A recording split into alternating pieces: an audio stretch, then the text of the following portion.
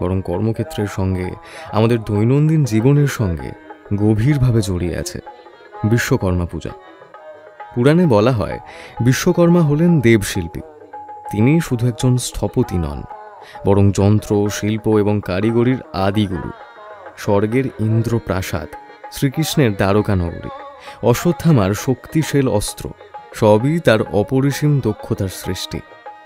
অর্থাৎ সৃষ্টির প্রতিটি সূক্ষ্মতায় তার হাতের ছোঁয়া রয়েছে। প্রতি বছর ভাদ্র মাসের শেষ দিনে, অর্থাৎ 17 সেপ্টেম্বরের কাছাকাছি সময়, ভারত জুড়ে পালিত হয় বিশ্বকর্মা পূজা। এই দিনে কারখানা, অফিস, দোকানপাট থেকে শুরু করে বড় বড় শিল্প প্রতিষ্ঠান পর্যন্ত সাজিয়ে তোলা হয়। দেবতার প্রতিমা বসানো হয়, আর বিশেষ ভক্তি ভরে যন্ত্রপাতি পরিষ্কার করে দেবতার সামনে রাখা হয়। কারণ বিশ্বাস, এতে সারা বছরের কাজে মিলবে শুভ শক্তি, সমৃদ্ধি আর সাফল্য। আর হ্যাঁ, এই দিনে একটা বিশেষ আনন্দের দৃশ্যও দেখা যায়, রঙিন ঘুড়ি ওড়ানো। অনেকে বলেন ঘুড়ি মানে স্বাধীনতার আনন্দ, আবার ঐক্যের প্রতীকও বটে। বিশ্বকর্মা পূজা শুধু ভক্তির নয়, আনন্দ ও একতার উৎসব। কারখানায় শ্রমিক আর মালিক, অফিসে কর্মচারী আর কর্তা সবাই একসাথে বসে খাওয়া দাওয়া করেন, আনন্দে মেতে ওঠেন। ফলে কর্মক্ষেত্রের সম্পর্ক আরও মজবুত হয়, সবাই মিলে তৈরি হয় এক পরিবার।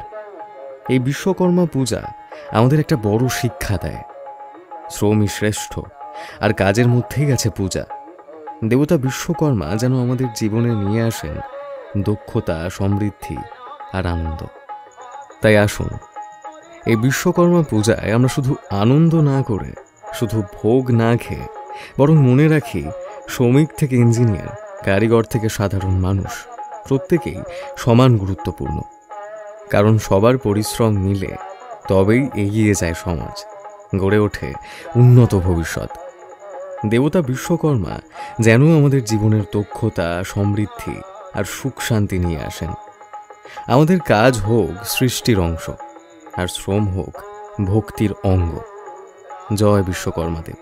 এই ভিডিওটি যদি আপনারা ইউটিউবে শুনে থাকেন, তাহলে নিচে থাকা সাবস্ক্রাইব বাটনটি ক্লিক করে তার পাশে থাকা বেল আইকনটি অবশ্যই ক্লিক করবেন।